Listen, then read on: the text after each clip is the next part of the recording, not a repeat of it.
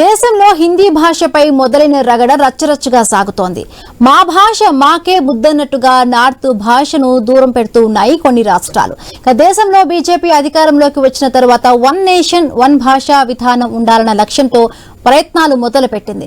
మూడో భాష హిందీ తప్పనిసరిగా ఉండాలని కేంద్రం ఉత్తర్వులిచ్చింది. దీనిపై మొదట్లోనే తమిళనాడు తీవ్రంగా వ్యతిరేకించింది. హిందీ అన్న పదమే మాకు నచ్చదన్న లెవెల్లో అపోజ్ చేసింది స్టాలిన్ ప్రభుత్వం. నార్త్ లో మాట్లాడే భాషను మాపై రుద్దటం ఏంటని బాయ్కాట్ చేస్తున్నారు తమిళులు.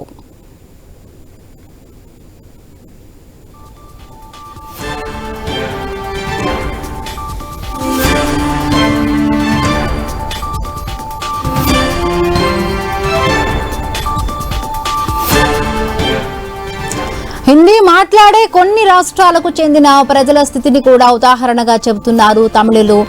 హిందీ మాతృభాష పైన బిహారీలు, యూపీ వాసులు ఏ స్థాయిలో ఉన్నారంటూ కూడా ఎద్దేవా చేస్తున్నారు. దక్షిణాది రాష్ట్రాలకు వస్తున్న బిహారీలు, యూపీ వాసులు ఏం చేస్తున్నారు, టాయిలెట్లు కడగడం లేదా అంటూ వ్యంగ్యంగా కౌంటర్లు ఇస్తూ ఉన్నారు. ఇంగ్లీష్ చదువుకున్న దక్షిణాది యూత్ ఐటీ కంపెనీలో జాబ్స్ చేయడం లేదా అంటున్నారు. అయితే మొదట్లో డీఎంకే నేతలు చేసిన వ్యాఖ్యలపై ఉత్తరాది రాష్ట్రాల పొలిటికల్ నేతలు ఫైర్ అయ్యారు. కష్టించే తత్వాన్ని కూడా ఎద్దేవా చేస్తారా అంటూ ఎదురు దాడికి దిగారు ఆర్జేడీ నేత తేజస్వి యాదవ్. అలా ఇండి కూటమిలో ఉన్న పార్టీల మధ్యనే హిందీపై అనుకూల వ్యతిరేక భావాలు ఉన్నాయి.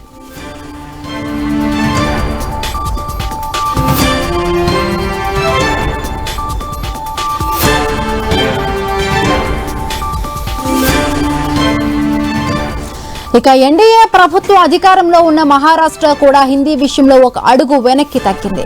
రాష్ట్రంలో 1 నుండి 5వ తరగతి వరకు మూడో భాషగా హిందీని తప్పనిసరి చేస్తూ గతంలో తీసుకున్న నిర్ణయాన్ని మహారాష్ట్ర ప్రభుత్వం ఉపసంహరించుకుంది.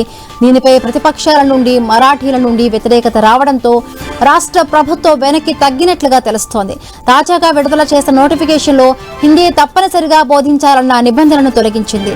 ద్విభాషా విధానంలో విద్యార్థులు తమ మూడో భాషగా హిందీకి బదులు ఏదైనా భారతీయ భాషను ఎంచుకునే అవకాశాన్ని కల్పించింది.